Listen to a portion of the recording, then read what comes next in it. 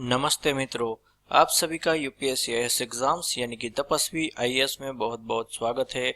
आज का हमारा जो वीडियो लेक्चर है उसका टॉपिक है दिल्ली सल्तनत पार्ट 2। यानी कि इस पार्ट में हम जो दिल्ली सल्तनत है जिन्होंने 1206 से लेकर 1526 तक भारतीय भूभाग के एक बड़े से एरिया के ऊपर जिन्होंने रूल किया है, तो उनकी जो एडमिनिस्ट्रेटिव सिस्टम है उसके बारे में जानेंगे। साथ ही साथ जो उनकी इकोनॉमी है और उस वक्त की जो सोशल कंडीशन और साथ ही साथ जो रिलीजियस कंडीशन है उसके बारे में भी जानेंगे। क्योंकि आप देखें तो इस जो नया रूल आया, नई गवर्नमेंट बनी, इसी के साथ साथ जो नई गवर्नमेंट की जो मैकेनिज्म है, नई मशीनरी है, नए इंस्टीट्यूशंस है, वो भी बने थे। तो इनके बारे में जानना हमारे लिए काफ़ी आवश्यक हो जाता है। तो इसीलिए भी हम इस वीडियो लेक्चर में एडमिनिस्ट्रेटिव जो पॉलिसीज है, एडमिनिस्ट्रेशन, सेंट्रल एडमिनिस्ट्रेशन, साथ ही साथ और जो इकोनॉमी है और सोशल कंडीशन है उसके बारे में जानेंगे। तो ये जो वक्त है वो एडमिनिस्ट्रेटिव जो पॉलिसी है उसमें भी काफ़ी चेंजेस आए, साथ ही साथ जो रिलीजियस है उसमें भी बड़ा बदलाव आया है। तो इसीलिए भी इनके बारे में जानना हमारे लिए है वो काफ़ी इम्पोर्टेंट हो जाता है। क्योंकि उस वक्त देखें तो जो हमारी सोसाइटी है उसमें काफ़ी बदलाव आ चुका था। जो सूफी मूवमेंट है वो उसकी भी शुरुआत, और जो भक्ति मूवमेंट है उसकी भी जो शुरुआत है वो इसी काल में हुई थी। तो इसके बारे में जानना हमारे लिए है वो काफ़ी इम्पोर्टेंट हो जाता है। तो अब बात करते हैं दिल्ली सल्तनत पार्ट 2 की। तो सबसे पहले हमने देखा कि जो दिल्ली सल्तनत है उसमें अलग अलग जो 5 डायनेस्टीज आई, जिसमें ममलुक्स आए, खिलजी आए, तुगलक आए, सईद आए और लोधी डायनेस्टी। तो इन सब जो तुर्किश ओरिजिन जो डायनेस्टीज हुई थी, तो ये सब जो भारत में अपना जो शासन जिन्होंने स्थापित किया, तो उनके ऊपर तुर्किश पॉलिटी या फिर कहे तो जो सेंट्रल एशियन पॉलिटिक्स और जो पर्शियन पॉलिटिक्स का जो थोड़ा प्रभाव था। तो इसी से ही जो गवर्नमेंट मैकेनिज्म और गवर्नमेंट मशीनरी से और साथ ही साथ जो गवर्नमेंट प्रिंसिपल है उसमें भी काफ़ी चेंजेस आया था। तो देखें तो with the establishment of Delhi सल्तनत a new ruling class emerge in India. तो दिल्ली सल्तनत के एस्टेब्लिशमेंट से एक नया जो रूलिंग क्लास है जिस उसका उभरना एक शुरुआत है वो हो चुकी थी। और इसी नए रूलिंग क्लास ने एक नई जो एडमिनिस्ट्रेटिव जो सिस्टम है वो भी इन्होंने लागू की थी। Few of the administrative institutions had their roots in Arab and Central Asia from where the new ruling group came। यानी कि जैसा कि हमने पहले डिस्कशन किया कि ये जो मेनली जो ये लोग थे वो सेंट्रल एशिया या फिर कहे तो तुर्किस्तान के आसपास का जो प्रदेश है वहां से आए थे। और साथ ही साथ उसके जो नोबेल्स थे, वहाँ के जो उनके चीफ्स थे, उसमें भी काफ़ी संख्या है वो पर्शियंस की थी। तो इन दोनों को मिलाकर एक नई जो एडमिनिस्ट्रेटिव जो पॉलिसीज बनी, तो उसमें भी नए इंस्टीट्यूशन है वो बनने लगे, नया मैकेनिज्म बनने लगा। तो उसमें जो थोड़ा बहुत प्रभाव है वो इस सेंट्रल एशियन पॉलिटिक्स और ये जो कैलिफेट की जो पॉलिटिक्स थे उसका भी काफ़ी प्रभाव था। तो शुरुआत के जो वक्त थे उसमें भी जो दिल्ली का सुल्तान है, जो सल्तनत है, वो अब्बासिद खलीफत, बगदाद की जो अब्बासिद खलीफत थे उसका पार्ट हो सकता है। क्योंकि आप देखें तो काफ़ी जो शुरुआत के जो सुल्तान है उन्होंने अपने आप को लेफ्टिनेंट ऑफ फेथफुल का भी नाम दिया था। वही उन्होंने जो खुतबा यानी कि जो फ्राइडे की जो प्रेयर होती है उसमें भी वो अब्बासिद खलीफेट के जो सुल्तान जो कैलिफ हुआ करता थे उसका वो नाम लेते थे।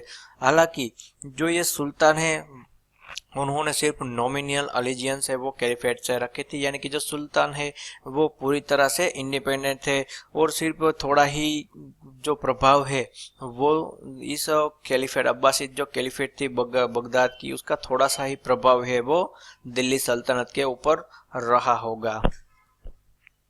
तो जो दिल्ली सल्तनत है उसमें भी अब देखें तो जो यहाँ पर एक जो चार्ट दिया है उसमें सुल्तान है वो सबसे ऊपर आता है। उसके बाद जो कुछ जो हाई रैंकिंग ऑफिशियल्स है वो आते हैं। जैसा कि हमने पहले हमारे जो एम्परर्स होते थे पहले, जैसे कि गुप्त एम्पायर, मौर्य एम्पायर और बाकी के जो एम्पायर्स बने, उसमें भी अब देखें तो जो मोनार्क या फिर कहे तो जो राजा है वो सर्वोपरि होता था और राजा के नीचे ही अलग अलग तरह की जो काउंसिल ऑफ मिनिस्टर्स जो होती थी। तो ये इसी प्रकार का ही एक सिस्टम हुआ करता था। तो उसमें सबसे पहला आता था सुल्तान यानी कि हेड ऑफ द स्टेट, यानी कि जो मोनार्क जो सुल्तान है वो जो सभी आप देखें तो जिन जगह पर एब्सोल्यूट मोनार्की रही है वहां पर जो सुल्तान या फिर कहे तो जो मोनार्क या फिर कहे जो एम्परर या सम्राट है उनकी ही सुप्रीमसी चलती थी, उनका ही ऑटोक्रेटिक रूल है वो हुआ करता था। तो जो सुल्तान है वो सल्तनत की मोस्ट इम्पोर्टेंट ऑफिस हुआ करती थी और पॉलिटिकल और मिलिट्री अथॉरिटी और साथ ही साथ जो जुडिशरी है उसमें भी सबसे आखिरी जो सत्ता होती थी वो सुल्तान के पास ही होती थी। और जो सुल्तान है वो सेफ्टी और सिक्योरिटी के लिए है वो जिम्मेदार होता था। और जो एडमिनिस्ट्रेटिव जो सेटअप होता था उसमें जो सेंट्रल फिगर होता था वो था सुल्तान। सुल्तान है वो ही जो हाई रैंकिंग ऑफिशियल्स है उनकी जो अपॉइंटमेंट है वो करता था। साथ ही साथ देखे तो जो आर्मी है वो ही सुल्तान के अंडर ही रहती थी। He was the head of civil administration and the supreme commander of the army. जो ये आर्मी है आर्मी भी सुल्तान के पास ही रहती थी, क्योंकि आप देखें तो जो टेरिटोरियल एक्सपांशन जो किया गया है वो इस आर्मी द्वारा ही किया गया, जो कि डायरेक्ट सुल्तान के अंडर में थी। काफी बार आपने देखा होगा कि जो सुल्तान थे वो पर्सनली अपनी जो आर्मी है वो लीड करते थे। The position of Sultan was always under pressure from the powerful group of nobility and ulemas। यानी कि जो उलेमास और जो नोबिलिटी थी उस वक्त जिसे चहलगनी भी कुछ वक्त कहा जाता है, द 40 या फिर चहलगनी, ये एक नोबिलिटी का जो ग्रुप है वो हुआ करता था। साथ ही साथ जो उलेमा यानी कि जो इंटेलेक्चुअल है, इस्लामिक इंटेलेक्चुअल, और ये जो नोबिलिटी जिसमें मेनली पर्शियंस और तुर्किश ओरिजिन के जो चीफ्स या फिर एमिर्स हुआ करते थे, आमिर, जिनको आमिर भी उस वक्त कहा जाता था। तो ये एक ग्रुप हुआ करता था। उनका जो प्रभाव है वो ये जो सुल्तान है उसके ऊपर ज्यादा होता था। स्टेट मैटर्स जो होती थी, स्टेट जो इंटरेस्ट जो होते थे उसमें भी इनका जो थोड़ा बहुत प्रभाव है वो हुआ करता था। लेकिन बाद में जो ये गयासुद्दीन जो बलबन है जिसने थियरी ऑफ किंगशिप है वो लागू करी, तो इसी से ही इसने जो ये नोबिलिटी पावरफुल जो ग्रुप हुआ करता था उलेमास और नोबिलिटी, उनको पूरी तरह से इनको कंट्रोल में ले लिया। The Sultan was subordinate to Sharia just as Hindu monarchs was subject to धर्म। यानी कि जो जैसे कि जो भारतीय राजा जो भारतीय राजा है वो धर्म से ही जो शासन चलाते, वहीं जो सुल्तान है वो जो शरिया लॉस है, इस्लामिक शरिया लॉस, इसी को ही आधार रख के जो शासन है वो करते थे। तो इन सब बातों से हमें ये पता चलता है कि उसमें भी आप देखें जो जहाँ पर एब्सोल्यूट मोनार्की होती है उसमें जो सुल्तान है उसकी पोजीशंस हाई होती है, वहीं ये जो सुल्तान है उसकी भी जो अपॉइंटमेंट है वो इस नोबिलिटी द्वारा की जाती थी, ना कि हेराडिएटरी भी होती थी। और क्योंकि अब देखें तो जो सुल्तान का जो पुत्र हुए हैं उसी में ही किसी एक को ये नोबिलिटी द्वारा चुना जाता था। तो ये भी एक तथ्य है जो आपको याद रखना है। उसके बाद आती है नोबिलिटी। जो ये नोबिलिटी है एक जो पावरफुल ग्रुप है वो हुआ करता था उस वक्त। वो जो तुर्किश सुल्तान ने जहाँ जिन जो इन्वेजन हुए, भारत के ऊपर आक्रमण किए, तो उनके साथ साथ ही इन सबको लाया गया। उसमें काफी जो स्लेव है उनका भी इस नोबिलिटी ग्रुप है उसमें स्लेव को पोजीशन दी जाती थी। उसमें मोस्ट ऑफ नोबेल्स वर अफगान, यानी कि ज्यादातर है वो अफगान तुर्किश हुआ करते थे। और ये जो नोबिलिटी है उसमें सबसे जो कौन कौन लोग थे उसमें प्रोविंशियल गवर्नर शामिल थे, जो मिलिट्री कमांडर्स है वो शामिल थे, और साथ ही साथ जो सल्तनत के जो हाई रैंकिंग ऑफिशियल्स है इन सब से मिलकर ही ये नोबिलिटी बनती थी, जिसको हम एक काउंसिल ऑफ मिनिस्टर्स के रूप में भी हम उनको देख सकते हैं। उनको जैसा कि पहले के जो हमारा भारतीय एडमिनिस्ट्रेशन हुआ करता था जिसमें राजा को गाइड करने के लिए मंत्री परिषद और मंत्रिमंडल हुआ करता था, उसी तरह ये जो नोबिलिटी है वो स्टेट अफेयर्स में ये जो सुल्तान है उसका जो सुल्तान है उसको असिस्ट करते थे, गाइड करते थे। लेकिन बाद में बलबन के बाद से ही सल्तनत की पूरी जो स्टेट अफेयर्स है वो सिर्फ और सिर्फ सुल्तान के हाथ में आ गई। Nobles particularly those who were based eight Delhi emerged as a very powerful group and at times even played a role in the selection of the sultan। जैसा कि हमने पहले डिस्कशन किया था कि ये जो ग्रुप ऑफ चहलगंज जिसे जो भी इल्तुतमिश द्वारा जो क्रिएट किया गया था, उसके बाद से ही ये जो नोबिलिटी है वो प्रोमिनेंस में आ गई। वो सुल्तान का सिलेक्शन में भी एक बहुत ही बड़ा रोल प्ले करते थे। साथ ही साथ उनकी जो जो जैसा कि हमने यहाँ पर दिया गया है कि वो प्रोविंशियल गवर्नर थे, मिलिट्री कमांडर थे। तो जब जब कोई भी वीक सुल्तान आया है तो इनकी जो पावर है वो काफी बढ़ चुकी है, और जो प्रोविंशियल गवर्नर थे, मिलिट्री कमांडर थे और ऑफिसर थे, तो उनकी जो पावर और प्रेस्टीज है वो भी जबरदस्त थी। तो इन सब का ग्रुप मिलकर ही सुल्तान के ऊपर एक बहुत ही बड़ा जो प्रेशर है वो रखते थे। उसके बाद आता है उलेमा, जो कि रिलीजियस इंटेलेक्चुअल ग्रुप था, एक जो the religious intellectual group of Muslim vote collectively referred as उलेमा। ये जो उलेमास थे वो रिलीजियस इंटेलेक्चुअल हुआ करते थे। वो सुल्तान को रिलीजियस मैटर है और साथ ही साथ जुडिशियल जो मैटर्स है उसमें सुल्तान को ये असिस्ट करते थे और उनको काजी कहा जाता था। उलेमास manage religious matter and interpret religious regulation for sultan, यानी कि जो सुल्तान को जो जो शरिया के मुताबिक जो शासन करना होता है, तो उसमें ये जो नोबिलिटी या फिर कहे तो जो माफ कीजिएगा ये जो उलेमास लोग हैं वो सुल्तान को असिस्ट करते थे। This group used to pressurise the sultan to run the सल्तनत as per the religious law of Islam, यानी कि जो ये ग्रुप है वो सुल्तान को शरिया के अनुसार ही शासन चलाने के जो प्रेशराइज है वो करता था। लेकिन काफी ऐसा सुल्तान है जैसे कि अलाउद्दीन खिलजी है, मुगलक जो तुगलक है, इन सब ने इस उलेमास की जो इन्होंने जो गाइडेंस दिया है, इंस्ट्रक्शन दिया है, उनको पूरी तरह इग्नोर करके अपनी तरह से ही वो राज करता था।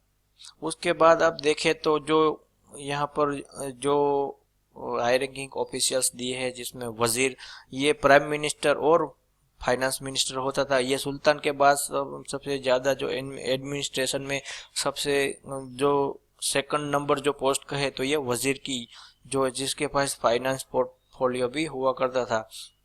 उसके बाद दीवान है रिसालत यानी कि मिनिस्टर ऑफ फॉरेन अफेयर, सदर है सदर यानी कि मिनिस्टर ऑफ जो रिलीजियस मैटर हुआ करते वो। उसके बाद दीवान है इंसा यानी कि मिनिस्टर ऑफ एक्सटर्नल अफेयर्स, और साथ ही साथ देखे तो दीवान है अरिस डिफेंस मिनिस्टर, और काजी है कुज्जत यानी कि मिनिस्टर ऑफ लॉ।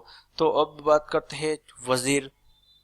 ये जो वजीर है second most important post, he was the prime minister and the headed the financial department, यानी कि जो प्राइम मिनिस्टर के साथ साथ फाइनेंस पोर्टफोलियो है वो भी इस वजीर संभालता था। और वजीर को असिस्ट करने के लिए नायब वजीर यानी कि उसका डेप्यूटी है वो भी उस वक्त हुआ करता था। साथ ही साथ जो मुशरिफ मुमालिक यानी कि अकाउंटेंट जनरल, मुस्तफी ए मुमालिक यानी कि ऑडिटर जनरल, नाजिर जो कि रेवेन्यू कलेक्टर हुआ करता था। उसके बाद वकूफ यानी कि एक्सपेंडिचर सुपरवाइजर, और साथ ही साथ देखें तो जो ये काजी या मुमालिक यानी कि जो चीफ जस्टिस है वो ही इसी के अंडर है वो आते थे। उसके बाद देखें तो कुछ जो हाई रैंकिंग ऑफिशियल्स है उसकी बात करें, उसमें सबसे पहला जो डिपार्टमेंट है वो दीवान आरिज, और इसके जो चीफ है उसको आरिज ए मुमालिक कहा जाता था। और ये जो मिलिट्री डिपार्टमेंट है वो जो मिलिट्री डिपार्टमेंट को दीवान आरिज कहा जाता था। और ये जो मिलिट्री डिपार्टमेंट की बात करें तो उसमें भी जो ये दीवान आरिज या फिर कहे तो आरिज मुमालिक है या फिर कहे तो डिफेंस मिनिस्टर, उसकी उतनी जो पावर है वो नहीं थी। उसका काम ये था कि ये जो मिलिट्री है उसको वेल ऑर्गेनाइज रखना, रिक्रूट करना और जो यूटिलाइजेशन है वो करना। और वहीं जो मिलिट्री की आखिरी जो सत्ता होते थे वो हमेशा ही सुल्तान है वो अपने पास रखता था, क्योंकि उस वक्त की जो पॉलिटिकल कंडीशन देखे, पॉलिटिकल सिचुएशन देखे, तो जिसके पास स्ट्रॉन्ग आर्मी हुआ करती थी वही राजा बन जाता था। तो अगर ये जो दीवान आरिज या फिर कहे तो आरिज मुमलिक को ये सत्ता दी जाती तो वो खुद ही सुल्तान बन जाता। तो इन सब कारणों से ही सुल्तान है वो आर्मी सीट अपने अंडर ही रखता था। अलाउद्दीन खिलजी ने ये एक नई सिस्टम दाग यानी कि जो ब्रांडिंग है उसका इस्तेमाल किया, और वहीं जो अलाउद्दीन खिलजी है वो अपनी जो सोल्जर्स है उसको कैश में ही पे करता था। कंटीजेंट स्टेशन एट दिल्ली, जो कि दिल्ली में जो सेना रहती थी उसको हसम कल्ब कहते थे। और साथ ही साथ जो प्रोविंशियल यानी कि जो बॉर्डर एरिया और जो प्रांत है यानी कि जो स्टेट्स है वहां पर जो आर्मी रहती थी उसको हसम अत्रब कहा जाता था।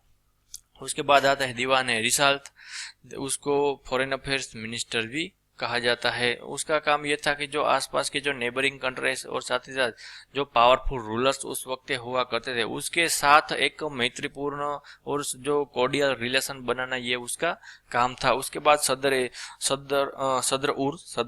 Was the head of the religious department, यानी कि जो जिसे मोरल पुलिस भी कहा जाता है। जैसे कि अभी सऊदी और ईरान में जो मोरल पुलिस जो होती है उसी के रूप में आप इस सदर डिपार्टमेंट को देख सकते हैं।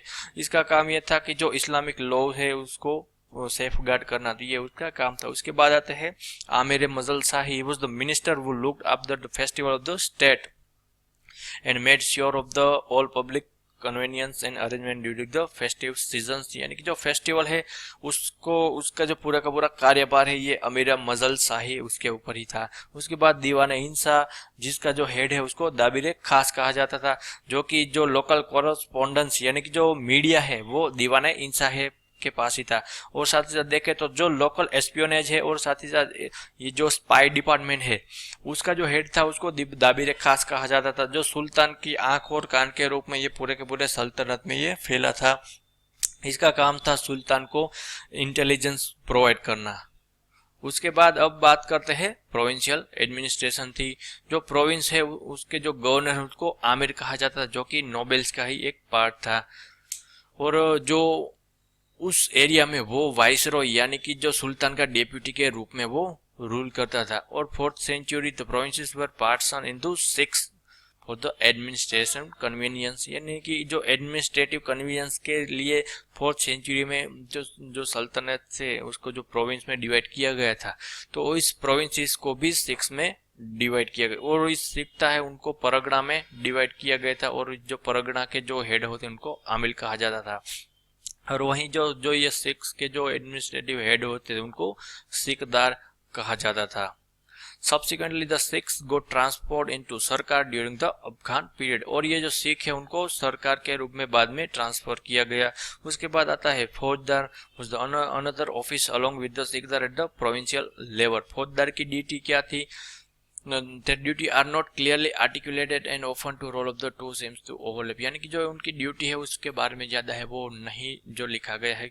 जो जो टैक्स है उसमें भी जो अलबरूनी और साथ ही साथ देखे तो दूसरे जो इब्न बतूता और बरानी के जो टैक्स है उसमें भी उसके बारे में नहीं लिखा है। Shiqdar assistant in the governor in the maintenance of the law order of provide military assistant. ये जो सिखदार है ये एक तरह का फ्यूडल सिस्टम यानी कि सामंतवादी हुआ करता था। उनको इस जो प्रोविंस है उसका हेड बनाया जाता था, और जरूरत आने पर मिलिट्री असिस्टेंट और साथ ही साथ जो दूसरे तरह की जो असिस्टेंट है वो प्रोवाइड करते थे। ही also supervise the functioning of the smaller administrative units. ये जो सिखदार है जो कि एक फ्यूडल लॉर्ड की तरह ही काम करते थे, तो इनका काम जो एडमिनिस्ट्रेटिव छोटे छोटे यूनिट्स होते थे उनको फंक्शनिंग करना होता था। और फौजदार की भी जो ड्यूटी है वो सिखदार की ही तरह होती थी। उसके बाद the kotwals were placed under the faujdar, जो उस फौजदार के अंडर जो ऑफिसर्स काम करते थे उनको कोटवाल कहा जाता था। उसके बाद आते हैं इक्ता सिस्टम, जो कि उस वक्त एक फेमस सिस्टम है वो हुआ करता था। तो ये जो इक्ता सिस्टम है उसका जो अकरेंस है वो मिडल ईस्ट में यानी कि वेस्ट एशिया में देख सकते हैं। जो नया जो इस्लामिक वर्ल्ड में नया जो सर्विस टू द स्टेट यानी कि जो इस्लामिक स्टेट उभरा था, वहां पर जो साम्राज्य बने थे वहां पर जो स्टेट की जो सर्विस जो देते थे उनको जो नोबिलिटी जो हुआ करती थी उनको ये इक्ता दिया जाता था। In the caliphate administration it was used to pay civil and military officers, यानी कि एकता एक तरफ की जो लैंड है उसको भी आप उसको कह सकते हैं। After the establishment of the सल्तनत iqta system was introduced by Sultan.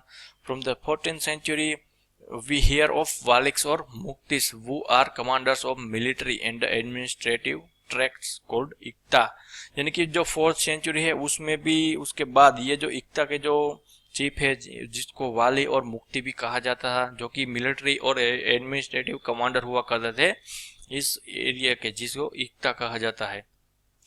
The khwaja was appointed to keep a record of the income of the iqta. इक्ता भी एक तरह की एक जो लैंड है वो हुआ करती थी, प्रोविंस हुआ करती थी।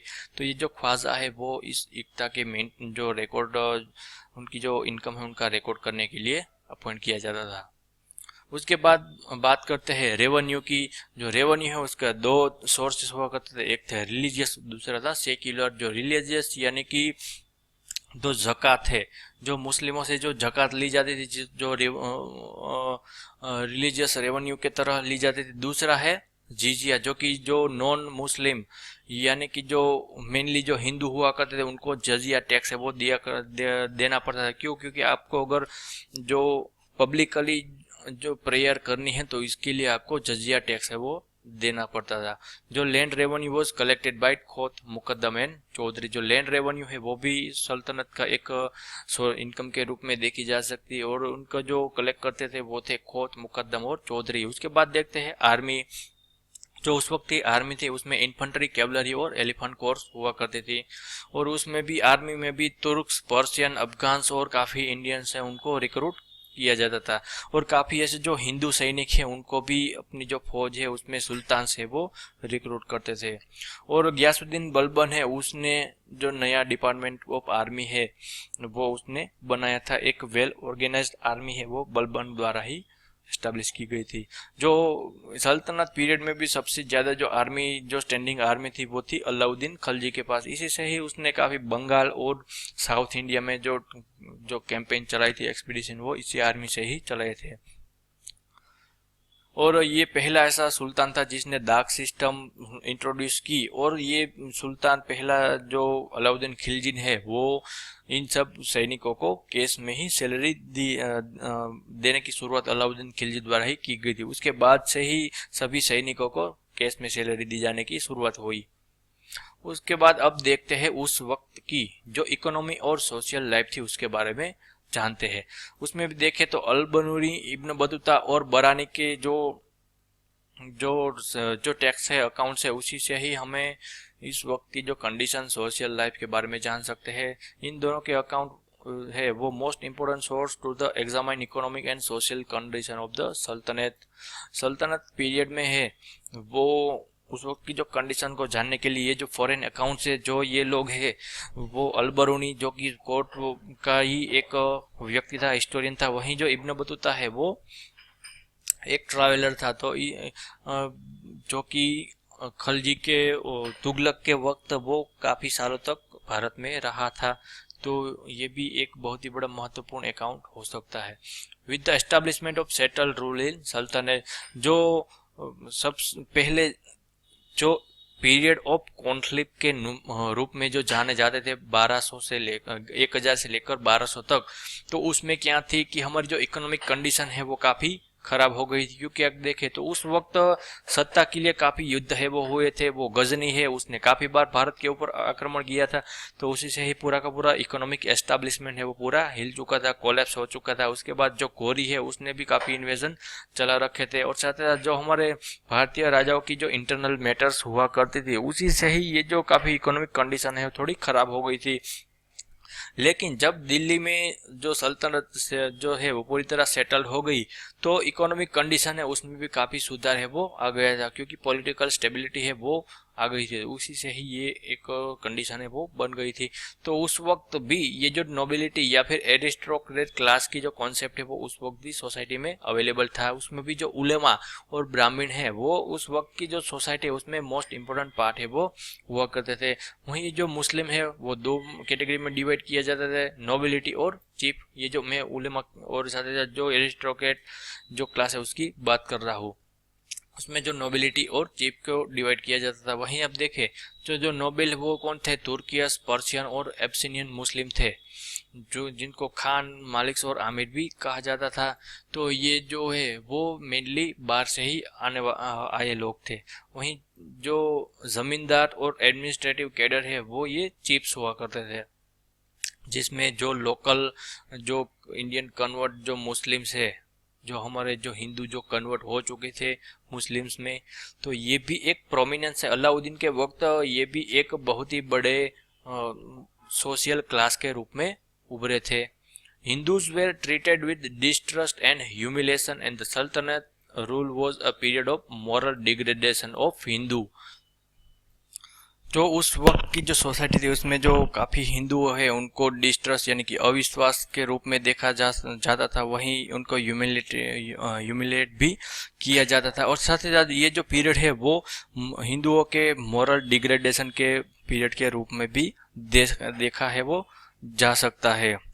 और साथ ही साथ देखे तो काफ़ी ऐसे जो सुल्तान थे उसमें इक्का दुक्का को छोड़कर है वो रिलीजियस टॉलरेंट हुआ करते थे, और जो हिंदुओं की कंडीशन है वो जो खराब है वो नहीं थी। क्योंकि आप देखें तो ये जो लोग जो शासन कर रहे थे मेनली जो एडमिनिस्ट्रेटिव जो थे उन वो ही सिर्फ मुस्लिम थे, लेकिन भारत की पूरी जो जहाँ पर वो रूल कर रहे थे उसमें सबसे ज़्यादा जो पॉपुलेशन है वो हिंदुओं की ही हुआ करती थी। उसमें भी कोई भी ज़्यादा तरह की उसकी जो कन्वर्जन है वो नहीं हुई थी।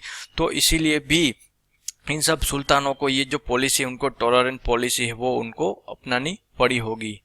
तो many Hindu customs became a part of Muslim life and many Muslim customs found in Hindu life। यानी कि ये जो एक दूसरे के साथ जो जुड़ने की जो शुरुआत है वो सल्तनत पीरियड से ही हो चुकी थी। उसमें अभी देखे तो जो नोबेल क्लास के जो हिंदू और नोबेल क्लास के जो मुस्लिम है इन दोनों के बीच कोई जो ऐसा इंटरकोर्स है वो नहीं हुआ करता था। हालांकि जो जो आम जो हिंदू लोग और जो आम मुस्लिम लोग हैं उसमें जो अभी की जो बात करें जिसे सांप्रदायिक जो एकता भी कहा जाता है, तो वो उस वक्त भी उसकी शुरुआत है वो हो चुकी थी।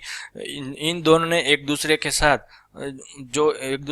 जो रहने लगे थे उसी से ही उनके जो कुछ आचार विचार है उसमें भी आदान प्रदान है वो होने लगा था। उसमें भी काफ़ी हिंदू कॉस्ट्यूम है वो मुस्लिमों ने अपना लिए थे और काफ़ी मुस्लिम को जो कस्टम्स है वो हिंदुओं ने अपना लिए थे।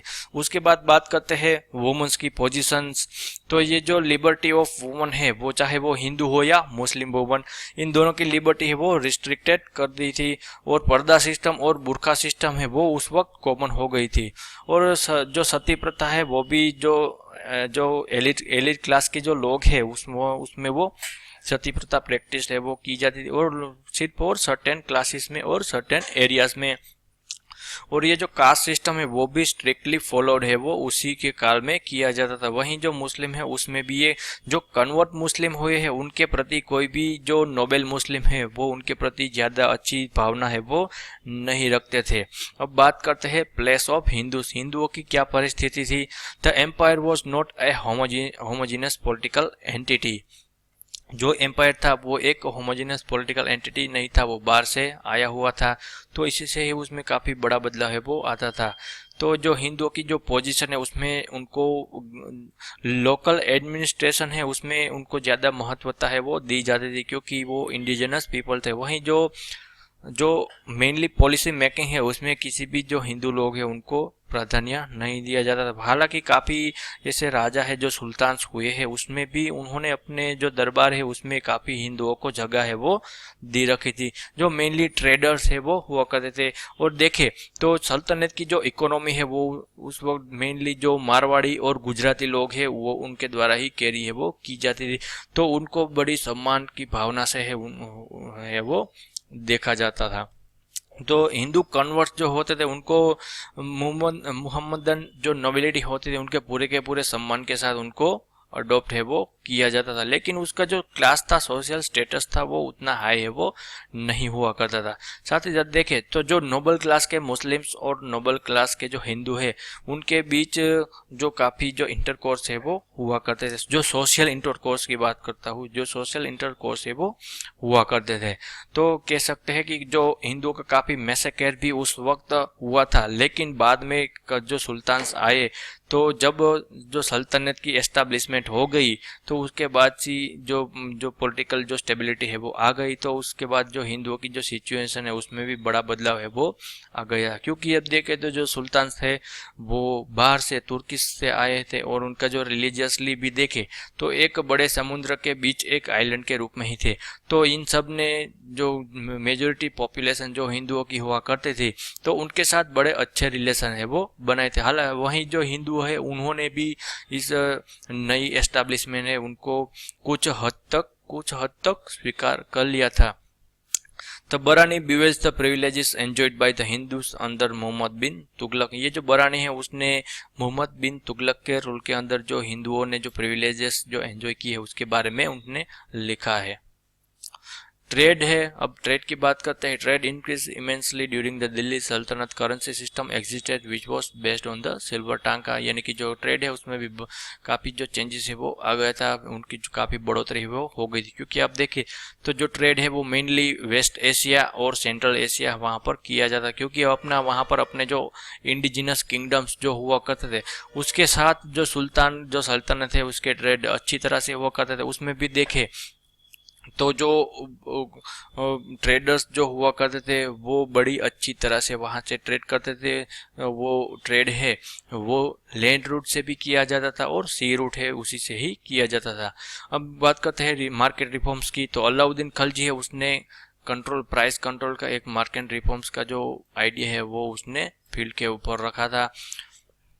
The some travellers mentions food grains the fruit flowers, और काफ़ी ऐसे जो ट्रैवलर्स हैं उन्होंने फूड ग्रेन्स और फ्रूट फ्लावर है उसके बारे में अपनी किताबों में लिखा है। Ibn Battuta says that it could produce 2 crops every year.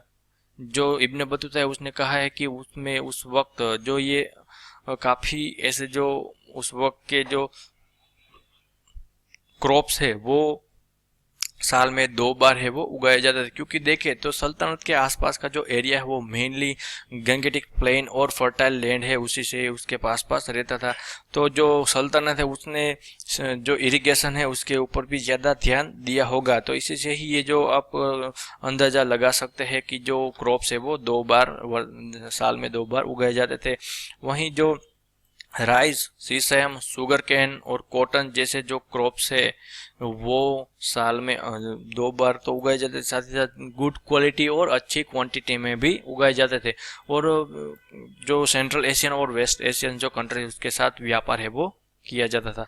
और शायद इसी से ही जो 1391 से 1388 वक्त का जो है उसको इकोनॉमिकली प्रॉस्परस कहा जाता है। क्योंकि इस जो टाइम पीरियड है उसमें जो रेवेन्यू कलेक्ट होता था वो उस वक्त सबसे ज़्यादा होता था। वो अब्बासिद खलीफात से लेकर अब जो तुर्किश जो साम्राज्य हुआ करते थे, जो राज्य हुआ करते थे, उसमें सबसे ज़्यादा जो रेवेन्यू है वो इस दिल्ली सल्तनत द्वारा ही कलेक्ट की जाती थी। जो फिजन्स थे वो एक जो पॉपुलेशन है उसमें सबसे ज़्यादा जो लोग हैं वो खेती बाड़ी ही करते थे, फिजन्स लोग ही वो हुआ करते थे। तो साथ ही साथ देखें तो जो अग्रारियन इकोनॉमी है वो भी उस वक्त ज़्यादा है, वो इनकी इकोनॉमी अग्रारियन के ऊपर बेस्ड हुआ करती थी। बंगाल और गुजरात है वो टेक्सटाइल इंडस्ट्री के लिए काफ़ी फेमस हुआ करते थे। और गुजरात के जो बंदरगाह है जैसे कि जो भरूच है, और वहीं से ही ये जो ट्रेड है वो वेस्ट एशियन कंट्रीज़ के साथ किया जाता था। भारत है वो अच्छे grade high grade textile, glassware और घोड़े है वो वेस्ट एशिया से ही हम मंगवाते थे। शायद इसलिए भी आप देखें तो जो अरबी घोड़े हैं हम काफ़ी अच्छी तरह के अभी जो उसके बाद भी इनका उपयोग है वो अच्छी तरह से किया जाने लगा। तो ये जो घोड़े हैं वो भी मंगवाते थे। हाई ग्रेड टेक्सटाइल और ग्लासवेयर है वो वेस्ट एशिया से इंपोर्ट करते थे। और जो कोस्टल ट्रेड है वो मारवाड़ी और गुजराती लोग द्वारा ही किया जाता था। और ये जो कहा जाए तो जो कोस्टल ट्रेड है उसके ऊपर मारवाड़ी लोग और जो गुजराती लोग हैं जिसमें मेनली जो जैन्स लोग हैं वही हुआ करते थे, वो पूरा का पूरा ट्रेड इन्हीं के अंडर है वो हुआ करता था। वहीं जो मुस्लिम्स की जो बोहरा कम्युनिटी है जिसे बोहरा मुस्लिम कहा जाता है, तो वो लोग भी है वो ट्रेड में काफ़ी उनकी जो पोजीशन है वो अच्छी है वो हुआ करती थी। अब बात करते हैं स्लेवरी की। जो स्लेवरी है वो काफ़ी उस वक्त उसमें काफ़ी ग्रोथ है वो देखने को मिला है। जो स्लेवरी सिस्टम है वो वेस्ट एशिया के साथ साथ रूल बदलने से भारत में भी आ गई थी। हालांकि जो स्लेवरी सिस्टम है वो भारत में प्राचीन कालों से ही चली आ रही थी, लेकिन जो ऑर्गेनाइज जो स्लेवरी है उसके जो कोड ऑफ कंडक्ट है वो तुर्किश रूल आते आते उसमें काफ़ी सुधार है वो किया गया। तो most usual method of acquiring slaves was capture in war, यानी कि जो लड़ाई की जाती थी उसमें भी काफ़ी ज़्यादा जो स्लेव है वो कैप्चर किया जाता था। स्लेव का मेन सोर्सेज था वो लड़ाई थी। जो राजा जिन राज्य को हराया जाता था वहीं से ही काफ़ी जो स्लेव्स है वो उठाए जाते थे।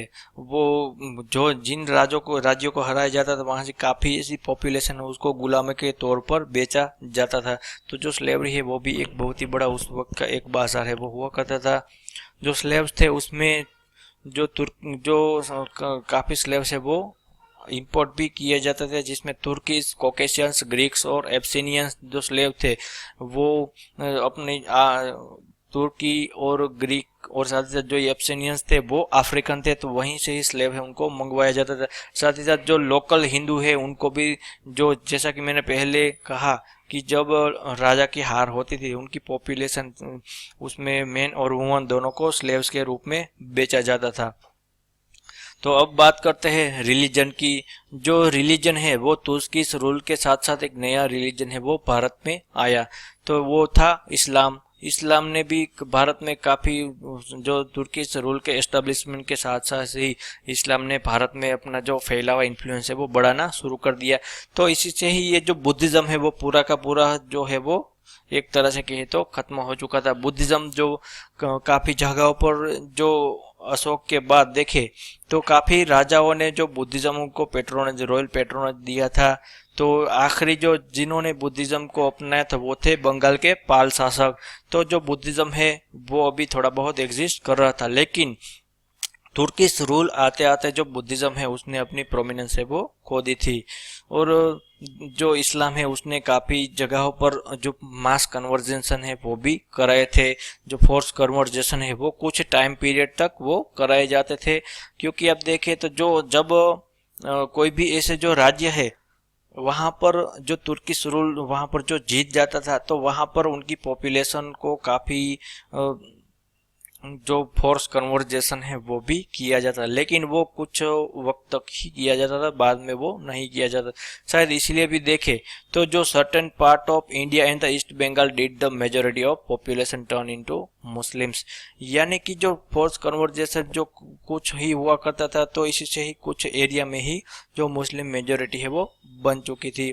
The theologians considered apostasy from Islam to be capital crime. जो जो थियोक्रेटिक जो हुआ करते उन्होंने एपोस्टेसी यानी कि जो स्वधर्म त्याग है उसको कैपिटल क्राइम के रूप में देखा जा सकता था, यानी कि जो आप इस्लाम से दूसरे धर्म में कन्वर्ट नहीं हो सकते। वहीं जो अब देखें तो जो भक्ति और सूफी मूवमेंट है वो भी उस वक्त काफी पॉपुलर है वो हो चुका था। तो ये सूफी मूवमेंट है जो कि ईश्वर को प्यार करने की, अल्लाह को प्यार करने की जो बात करता था, जो जो सुप्रीम अथॉरिटी उनको प्यार जो लव करने की जो बात रखता था सूफीज्म, तो सूफीज्म भी उस वक्त काफी फेमस हो चुका था। साथ ही साथ जो भक्ति मूवमेंट है वो भी उस वक्त काफी फेमस हो चुकी थी। अभी जो काफी जो ऐसे बड़े सूफी जो संत हैं उसकी बात करें तो उसमें ख्वाजा मोइनुद्दीन चिश्ती है, निजामुद्दीन औलिया है, अजोधन के बाबा फरीद है, शाह आलम बुखारा है, मुल्तान के बहाउद्दीन जकरिया है, और सियाहट सिलहट के जो शहाबुद्दीन जो सुहरावर्दी है, तो वो उस वक्त काफी फेमस है, वो सूफी संत है वो हुआ करते थे। ये जो सूफीज्म है वो भी उस वक्त काफी पॉपुलर है, वो हिंदू और मुस्लिम दोनों कम्युनिटी में सूफीज्म है वो काफी फेमस है वो हो चुका था। वहीं जो भक्ति मूवमेंट की बात करें तो जो फेमस भक्ति संत है उसमें चैतन्य ऑफ बंगाल है, ज्ञानेश्वर तुकाराम और महाराष्ट्र के ज्ञानेश्वर तुकाराम और नामदेव थे। वहीं बनारस के एक वल्लभ और कबीर है, और गुरु नानक है वो उस वक्त काफी फेमस भक्ति सेंट है वो हुआ करते थे। तो रिलीजियसली भी देखे तो जो सोशल हार्मनी है उसकी भी जो शुरुआत है वो काफी कहे तो हो चुकी थी। तो इसी के जो रिलीजियस हार्मनी हम जो देखते हैं उसकी शुरुआत है वो दिल्ली सल्तनत में ही हो चुकी थी। तो जो जो लिटरेचर की जो लैंग्वेजेस की बात करें तो वो भी एक दिल्ली सल्तनत में लैंग्वेज ने की काफ़ी नई नई लैंग्वेज है वो देखने को, और उनका ओरिजिन है वो दिल्ली सल्तनत में ही मिला है। क्योंकि देखे तो ये जो भक्ति टीचर्स थे वो रिलीजन जो लैंग्वेजेस होती थी रीजन लैंग्वेज उसमें ही उन वो सब है वो सिखाते थे। तो जो हिंदी है उसको ब्रज और अवधी जो भाषा है उसमें नई दो ये जो डायलेक्ट है वो उभर के आई थी। वही जो पंजाबी है उसका भी नया ओरिजिन, पंजाबी भी नई भाषा के रूप में उभरी थी। गुजराती है, मराठी है, साउथ में मलयालम और कन्नड़ है, और ईस्ट में देखे तो ओरिया, आसामीज, और वेस्ट में देखे तो ये जो सिंधी लैंग्वेज है, इन सब का जो ओरिजिन है वो इस सल्तनत के पीरियड में ही देखा जा सकता है। और ये जो लैंग्वेजेस थी वो अभ्रंश या फिर प्राकृत, ये उसका अभ्रंश और प्राकृत स्वरूप ही था। ये जो मेनली लैंग्वेज है वो संस्कृत से आती थी या फिर तमिल लैंग्वेज है, उसी से ही ये जो नई लैंग्वेज है वो बनी थी। वहीं जो नई जो लैंग्वेज है वो भी तुर्किश रूल के साथ साथ आई थी, जिसमें पर्शियन लैंग्वेज है जो कि उस वक्त की कोर्ट लैंग्वेज, फारसी भाषा है वो उस वक्त की जो कोर्ट लैंग्वेज, ऑफिशियल लैंग्वेज है वो हुआ करती थी। और वही पर्शियंस और जो हिंदी है उसका मिक्सचर करके जो उर्दू है वो भाषा ही बनी थी। तो जो पर्शियंस जो लैंग्वेज थी वो सिर्फ हाई क्लास के लोग, नोबिलिटी और जो ऑफिशियल्स जो हुआ करते थे उसको वो ही इसका इस्तेमाल करते थे। लेकिन जो आम लोग थे, जो पिजन्स थे, वर्कर्स थे, आम पीपल थे, इन सबको ये जो लैंग्वेज है वो नहीं आती थी। तो इसी से क्या हुआ कि हिंदी और पर्शियन भाषा के कुछ जो शब्द है उसी से ही नई भाषा उभरी, जिसे उर्दू कहा जाता है, जिसमें जो ग्रामर है वो हिंदी का ही ग्रामर हुआ करता है। लेकिन उसमें भी हिंदी, पर्शियन और तुर्किश भाषा थी, उससे कुछ कुछ जो शब्द है वो लिए गए थे। तो इसी से ही नई ये जो उर्दू भाषा है वो उभर कर आई थी। वहीं जो संस्कृत है वो भी कुछ जो हिंदू इंटेलिजेंसिया है उसको वो उसका इस्तेमाल करते थे। उस जो संस्कृत है इसका इस्तेमाल है वो रिचुअल्स, और साथ ही साथ काफ़ी ऐसे जो रूलर्स थे, छोटे छोटे जो राजा थे, वो अपने दरबार में संस्कृत का उपयोग है वो करते थे। तो संस्कृत है वो अपनी जो प्रोमिनेंट है वो खो चुका था। अब बारी थी जो स्थानीय भाषा है उनकी बारी अब है वो शुरुआत हो चुकी थी। अब बात करते हैं नेचर ऑफ स्टेट, यानी कि इन सब पूरे का पूरा जो सार निकलता है उसकी बात करते हैं कि तुर्किश जो स्टेट था उसका नेचर है वो कैसा था। जो ये अर्ली जो तुर्किश जो स्टेट था वो कैसा था, वो वर्च्यू ऑफ कॉन्क्वेस्ट से ही बना था। तो इसी से ही क्या होगा कि जो सप्रेशन वो किया जाएगा, जो जब आप रिबेल करोगे तो सप्रेशन है वो किया जाएगा। Turkish state in India was militaristic, aristocratic and theocratic. जो तुर्किश स्टेट था वो मिलिटरिस्टिक था, एरिस्टोक्रेटिक था और थियोक्रेटिक। तो ये एक जो तीनों के मिलाकर ही ये जो तुर्किश स्टेट का जो नेचर है वो बनता था। वहीं आप देखें तो जो एडमिनिस्ट्रेशन है, पॉलिसी मेकिंग है, वो जो मुस्लिम्स जो लोग हैं उनके द्वारा डोमिनेट किया जाता था। वहीं ट्रेड और जो लोकल एडमिनिस्ट्रेशन है वो हिंदुओं द्वारा डोमिनेट किया जाता है, क्योंकि जो हिंदू लोग हैं वो यहाँ के नेटिव हुआ करते थे। तो उनको भी उस वक्त की जो एडमिनिस्ट्रेटिव सिस्टम है उसमें काफ़ी अच्छी जो पोस्ट है वो दी जाती थी। वहीं जो आर्मी है उसमें भी काफ़ी ऐसे जो हिंदू सैनिक है उनको रिक्रूट है वो किया जाता था। और बाद में देखें तो ये जो जजिया है वो भी नॉन मुस्लिम्स के ऊपर काफी कुछ टाइम स्पान के लिए इम्पोज है वो किया जाता। अगर आपको पब्लिकली आपके जो रिलीजन है उसको प्रैक्टिस करना है तो आपको जजिया है वो देना होगा। तो ये भी एक बहुत ही बड़ा जो फैक्ट है वो हमारे लिए जानना इम्पोर्टेंट है। In practice the Turkish state was not theocratic but evolved according to its special needs and circumstances despite the fact that the main ruling class professed Islam. यानी कि इन सब बातों से हमें ये लगा कि ये जो पूरा का पूरा जो तुर्किश स्टेट था वो थियोक्रेटिक, यानी कि अभी का जो ईरान और सऊदी अरेबिया है उसी तरह की उस वक्त की गवर्नमेंट रही होगी। लेकिन वास्तव में इन प्रैक्टिस ऐसा नहीं था। तुर्किश स्टेट के जो रूलर्स थे वो सिर्फ इस्लाम उनका रिलीजन था, लेकिन वो भी काफ़ी कुछ सुल्तानों को छोड़कर जो रिलीजियस टॉलरेंट है वो कुछ सुल्तानों ने दिखाए थे। और सिर्फ वो जो अटैक करते थे वहीं वो जेनोसाइड वगैरह करते थे। वहीं जो सल्तनत है उसमें देखे तो सब पॉपुलेशन को एक ही समान है वो देखा जा सकता। तो इन प्रैक्टिस आप कह सकते हैं कि तुर्किश स्टेट है वो थियोक्रेटिक नहीं थे, वो सिर्फ अपनी स्पेशल नीड्स है उसी को पूरा करने के लिए ही वो थियोक्रेटिक है वो होते थे, क्योंकि उसका जो रूलिंग क्लासेस है और जो रूलिंग जो डायनेस्टीज हुआ करती थी उनका जो रिलीजन है वो इस्लाम हुआ करता था। तो इसी से ही हम कह सकते हैं कि वो सिर्फ अपनी स्पेशल नीड्स और अपने इंटरेस्ट को पूरा करने के लिए ही थियोक्रेटिक हुआ करते थे। लेकिन वो तुर्की स्टेट है वो थियोक्रेटिक नहीं थे, वो उनका जो नेचर था हम कह सकते हैं कि एरिस्टोक्रेट ज्यादा हुआ करता था। तो ये था मेरा पूरा का पूरा video lecture administration, social life और इकोनॉमी ऑफ दिल्ली सल्तनत के बारे में। तो आगे हम पढ़ने वाले हैं कि जो मुगल एम्पायर है उसकी स्थापना है वो कैसे हुई थी, और साथ ही साथ देखें तो मुगल एम्पायर का जो एडमिनिस्ट्रेशन है उसके बारे में भी थोड़ी बहुत चर्चा है वो करने वाले हैं। तो आशा करता हूँ कि आपको ये पूरा का पूरा जो वीडियो लेक्चर है वो अच्छा लगा होगा।